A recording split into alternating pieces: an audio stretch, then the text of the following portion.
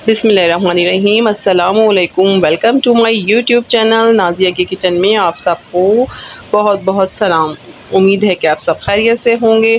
तो टाइम ज़ाया किए बगैर चलते हैं रेसिपी की तरफ। आज मैं आपसे ये नहीं कहूँगी कि रेसिपी बहुत शॉर्ट है, आज थोड़ी सी रेसिपी में आपको मेरे साथ देना पड़ेगा। यहाँ पर हम रिवायती अंदाज़ में बना रहे हैं कड़ी। कड़ी के लिए मैंने आधा किलो के करीब बेसन लिया है। उसके बाद यहाँ पे आधा किलो मैंने दही लिया है। दही में मैंने 6 हरी मिर्चें ग्राइंड कर ली हैं। उसके बाद 2 टेबलस्पून मैंने अदरक लिया है और 2 टेबलस्पून ही लहसुन लिया है। इसके बाद यहाँ पे ये जो आपको एक जमा हुआ पीस दिख रहा है, ये दही का पानी है जो कि मैंने पहले से लेकर ही फ्रीज़ कर लिया था। ये भी हम अपनी कढ़ी में डालेंगे। तो स्पाइसेस की तरफ आ जाते हैं। ये यहाँ पे आपको 2 अदद कड़ी पत्ते नज़र आ रहे हैं, कड़ी पत्तों की डंडियाँ नज़र आ रही हैं, ये भी इसका यूज़ बताएँगे। इसके बाद मैंने बड़े साइज़ की एक प्याज ली है और 2 टेबलस्पून मैंने यहाँ पे नमक लिया है, 2 टेबलस्पून हल्दी ली है और 2 टेबलस्पून ही मैंने यहाँ पे लाल मिर्च ली है। मैंने क्वांटिटी बराबर रखी है, लेकिन अगर आप है ना नमक और मिर्च ज़्यादा खाते हैं तो उसकी आप क्वांटिटी अपनी टेस्ट के अकॉर्डिंग कर सकते हैं। तो सबसे पहले मैंने यहाँ पे ग्राइंडर लिया है। तो हम एक साथ सारा नहीं ग्राइंड करेंगे क्योंकि बहुत ज़्यादा हो जाएगा और गिरने लग जाएगा। तो मैंने ये जो आधा दही है अपने जूसर में डाल लिया है और उसके बाद यहाँ पर इसमें हम लहसुन डाल दिया, मैंने पिसा हुआ अदरक भी इसी के अंदर डाल दिया है।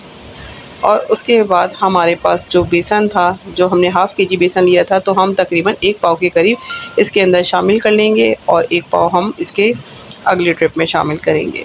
तो सबसे पहले हम इसको ग्राइंड कर लेते हैं। तो ये हमारा और ग्राइंड हो चुका है जैसा कि आपको दिख रहा है। इसके बाद हमने यहाँ पे पहले ही भगोने में मैंने यहाँ पे 1 जग के करीब पानी डाला था और जो कड़ी पत्ते मैंने आपको दिखाए थे वो हमने यहाँ पर यूज़ किए, वो हमने इस पानी में डाल दिए हैं ताकि ये भी कड़ी के साथ पकता रहे। अभी हमने यहाँ पे कोई स्पाइसेस शामिल नहीं किए हैं, सिर्फ दही और बेसन है जो कि मैंने आपको दिखाया था। इसके बाद अब जो हमने आधा दही बचाया था वो भी हम अपने जूसर में डाल लेंगे और तमाम स्पाइसेस और ये जो हमने प्याज कट करके रखी थी वो भी इसमें डाल देंगे और तमाम बेसन जो हमने आधा बेसन बचाया था वो भी हम इस जूसर में डाल देंगे ताकि हमारा बिल्कुल ईज़िली स्मूथली तमाम काम इजीली हो जाए। तो यहाँ पे जो हमने आधा बेसन रखा था वो भी हम इसकी सेकंड शिफ्ट में इसको ग्राइंड कर लेंगे और यहाँ पे मैंने इसको उसी पानी में शामिल कर दिया है। जैसा कि आपको दिख रहा है इसका कलर चेंज हो गया है और हमने ये चमचा उस वक्त तक चलाना है जब तक हमारी कड़ी का में अच्छी तरीके से उबाल ना आ जाए, क्योंकि कड़ी जब हम इसके अंदर बेसन डालते हैं तो ये फ़ौरन थिक होना शुरू हो जाता है और ये गड़ा होना शुरू हो जाता है, तो ये नीचे भी लग सकता है। इसलिए हमें इस चीज़ का ख्याल करना है कि हमें इसका चमचा चलाते रहना चाहिए उस वक्त तक जब तक ये पकना शुरू हो जाए। साथ ही मैंने यहाँ पे दही का पानी भी डाल दिया है। आप किसी भी अपने करीबी मिल्क शॉप से आप यहाँ दही का पानी आप उनको कह के ले सकते हैं, इससे भी बहुत अच्छा टेस्ट आता है। और जो लोग बहुत ज़्यादा ये कड़ी जो मैंने आपको क्वांटिटी बताई है ये बहुत ज़्यादा खट्टी नहीं होगी, ये बिल्कुल दरमियानी, बहुत ही बिल्कुल परफेक्ट मैंने आपको एक रेसिपी दी है जिसमें आपको मैंने हर चीज़ जो मेजरमेंट बताई है बिल्कुल परफेक्ट है। अगर आप लोग बहुत ज़्यादा खट्टा खाना पसंद करते हैं तो आप इसकी क्वांटिटी बढ़ा सकते हैं। जैसा कि आपको दिख रहा है कि बेसन में उबाल आना शुरू हो गया है और हमारा जो बेसन है वो पकना शुरू हो गया है और थोड़ा-सा गाढ़ा हो गया है। आप ये सोच होंगे कि मैंने सबसे पहले यहाँ पर पानी क्यों लिया, भगोने में पानी लेके क्यों रखा था, जो कि मैंने आपको बताया था कि 1 जग मैंने पानी इसमें लिया हुआ था। उससे ये था कि हमारी थोड़ा-सा हमें टाइम मिल जाता है कि अगर हम दूसरे काम कर लें, तो मैं हमेशा ही इस तरह पानी भगोने में रख देती हूँ ताकि वो पकना शुरू हो जाए और हम जब ग्राइंड करके उसमें डालें तो बहुत ज़्यादा थिक नहीं हो और हमारा फ़ौरन पकना शुरू हो जाए और हमारा काम जल्दी हो जाए। तो जैसा कि जब तक हमारी कड़ी बन रही है हम अपने पकौड़ों की भी तैयारी कर लेते हैं। यहाँ पे आधा किलो के करीब मैंने बेसन लिया है और मैंने प्याज की कटिंग कर ली है और जो नॉर्मल, और उसके बाद हमने चॉप भी कर ली है। इसके बाद मैंने हरा धनिया लिया है, आधी कटी लिया है, हरी मिर्चें ली हैं मैंने 8 अदद हरी मिर्चें ली हैं। उसके बाद मैंने यहाँ पर लिया है सूखी मेथी 1 टेबलस्पून और 1 टीस्पून मैंने अजवाइन ली है और 1 टेबलस्पून मैंने यहाँ पे सूखा धनिया लिया है, 1 टेबलस्पून यहाँ पे मैंने ज़ीरा लिया है, 1 टेबलस्पून लाल कुटी मिर्च ली है, 1 टेबलस्पून लाल पिसी मिर्च ली है, 1 टेबलस्पून मैंने यहाँ पे नमक लिया है। ये हमारे पकोड़े बनाने के लिए तमाम चीज़ें काफ़ी हैं, तो हम इसके बनाने की तैयारी करते हैं। यहाँ पे बेसन में एक चीज़ का ख़याल रखिएगा कि बेसन हमेशा छान के यूज़ करिएगा, उसकी वजह ये है कि जब हम बेसन को हम पकोड़ों के लिए जब हम इसका पेस्ट बनाते हैं तो इसके अंदर कोई भी मतलब लम्स नहीं होता। ये बहुत इजीली बहुत फाइन के तरीके से हमारा ये पेस्ट बन जाता है। ये देखें आप, जैसा कि देख रहे हैं कि मैं हाथ की मदद से भी नहीं कर रही और मेरा कितना स्मूथली बिल्कुल बेसन घुलता जा रहा है। कहीं पे भी आपको कोई लम्स नहीं दिख रहा है या मुझे बहुत मेहनत करनी नहीं पड़ रही क्योंकि मैंने इसको छाना हुआ था। तो आप बेसन में जब भी पकोड़े बनाएं तो आप उसको पहले ही छान लीजिएगा ताकि इसके तमाम गुठलियाँ वो ख़त्म हो जाएं। यहाँ पे सबसे पहले मैंने बेसन फेंटने के बाद सबसे पहले जो मैंने यहाँ पे डाला है वो तमाम स्पाइसेस हैं, ताकि स्पाइसेस बेसन में सबसे पहले बहुत अच्छी तरीके से घुल मिल जाएँ, नमक का टेस्ट आ जाए, मिर्चों का टेस्ट आ जाए। नमक और मिर्च आपने अपने टेस्ट के अकॉर्डिंग रखनी है। अगर आप तेज़ खाते हैं तो आप उसको ऊपर नीचे कर सकते हैं। यहाँ पर मैंने हरी मिर्चें मैंने बहुत बारीक काटी थी, मैंने मोटी-मोटी नहीं काटी है, मैंने बिल्कुल बारीक काटी है। एक हरी मिर्ची के 4 टुकड़े करके बारीक-बारीक काट दी हैं। उसके साथ ही हमने यहाँ पे हरा धनिया डाल दिया है और जो हमने चॉप करके प्याज़ रखी थी, मैंने दोनों तरीके से प्याज़ काटी है, चॉप भी करी है और लंबाई में भी काटी है। तो ये खाने में भी बहुत अच्छी लगती है और जब हमारे पकोड़े बनते हैं उसमें भी बहुत अच्छी लगती है। तो यहाँ पे हमने वो भी शामिल कर लिया है और बहुत अच्छी तरीके से हमारे पकोड़ों का जो बैटर है तैयार हो चुका है। यहाँ पे मुझे थोड़ा-सा गाढ़ा लग रहा था तो मैंने 4 टेबलस्पून के करीब पानी शामिल किया है। आपने इसकी थिकनेस देखनी है कि ये कितना थिक है या ना, आपने बिल्कुल इसी पॉइंट पे आके आपने इसको पानी ज़्यादा नहीं डालना वरना ये ऑयल में जाके आपके पकोड़े बिखर जाएँगे। तो हम साथ ही कढ़ी भी चेक कर लेते हैं तो आपको दिख रहा होगा कि यहाँ हमारी कढ़ी बिल्कुल तैयार है। अब इसमें मज़ीद ना पानी की गुंजाइश है, ना ही इसको जला के रखने की गुंजाइश है। ये हमारी बिल्कुल परफ़ेक्ट वो है। हमने यहाँ पे जो कड़ी पत्ते लिए थे, कड़ी पत्तों की जो डंडियाँ थी वो इसके अंदर मैंने डाल दी हैं। वो इसके अंदर बहुत अच्छा टेस्ट लेके आती हैं। तो आपने ये ज़रूर करना है। यहाँ पे मैंने ऑयल पहले से गर्म करके रख दिया है और थोड़ा-सा मैं बैटर डाल के चेक कर लूँगी कि हमारा बैटर परफ़ेक्ट है, बिखर तो नहीं रहा और ऑयल हमारा गर्म हो चुका है। तो ये दोनों चीज़ें साफ़ पता चल जाएँगी। 1 सेकंड में अगर आपका ये जो ड्रॉप है ऊपर आ जाता है तो इसका मतलब है कि बिल्कुल परफ़ेक्ट आपका गर्म है। इसके साथ ही हम इसके अंदर पकोड़े डालना शुरू कर देंगे।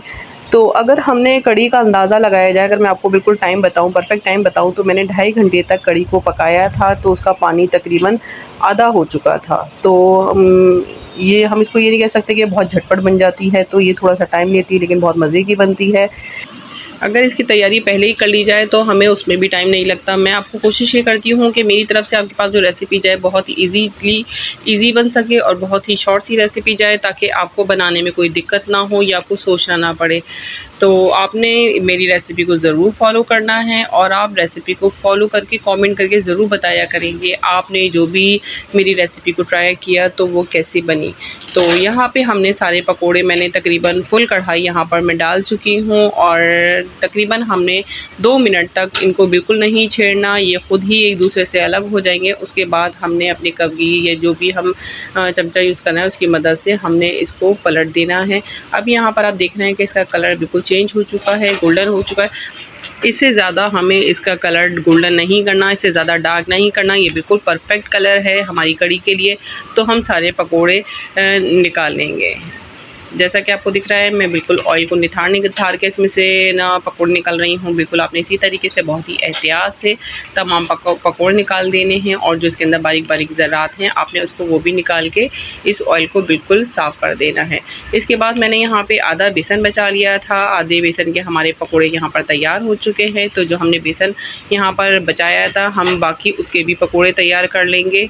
तो वैसे ही वही तरीका होगा, मैंने उसी तरीके से छोटे-छोटे दरमियाने साइज़ के पकोड़े मैं दोबारा से अपनी कढ़ाई में बिल्कुल फुल भर दूँगी। ये जाके नीचे तह में बैठती हैं और उसके फ़ौरन ही बाद ये ऊपर आ जाते हैं जैसा कि आपको दिख रहा है।